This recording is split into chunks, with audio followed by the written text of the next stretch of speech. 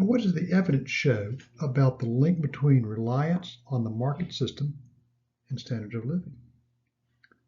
A substantial body of evidence indicates that the market system tends to lead to high standards of living. Here are some examples. I asked you to read a podcast or listen to a podcast about the village in China that signed a pact privatizing their land. That village became a model of productivity in China. Colonists in Jamestown began to thrive only after they divided the land and each person could do what he wanted with his land. I had to look at a video for that. The differences between North Korea and South Korea are dramatic. South Korea has more electrical consumption, higher standards of living, and longer life expectancies than people in North Korea, despite similar cultural backgrounds and resource bases. From night, North Korea is dark, while South Korea is lit up. And I had to look at a video for that as well.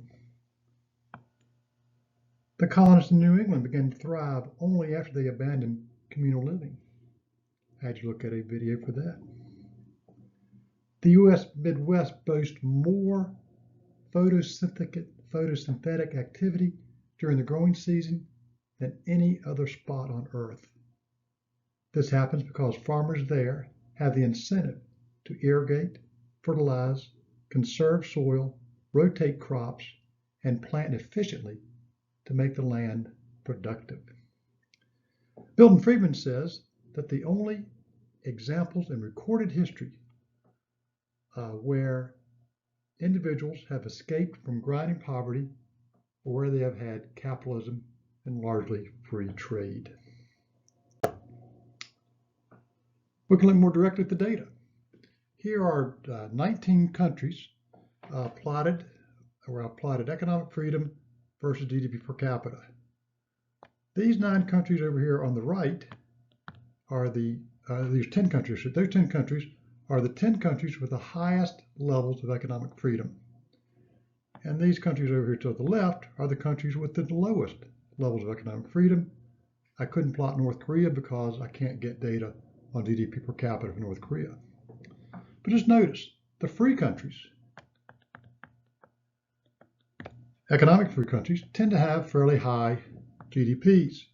And the countries that have rely less on markets, they're more command-oriented, more socialistic, if you want to call it that, more government control, tend to have lower GDP per capita. In fact, the average here for the free countries is about 37,000, and the average for the poor countries is about 8,000. I don't know about you, but I'd rather live in countries with 37,000 GDP per capita than 8,000 GDP per capita. We can also look at the relationship between GDP per capita and freedom from corruption. These 10 countries on this side are the countries that are rated as the most free from corruption. I've got 8 countries down here that are rated as the least free from corruption, or in other words, the most corrupt countries. I couldn't plot North Korea or South Sudan because I can't get data for their GDP per capita. Notice again, when you're free from corruption, your GDP per capita tends to be high. When you are corrupt, your GDP per capita tends to be low. The average over on this side is about 42,000. The average for the corrupt countries is down at about 4,000. It's about in there somewhere. Where would you rather live? In a country where the GDP per capita is 42,000, and you're free from worrying about people coming, government officials coming at night and stealing your stuff, or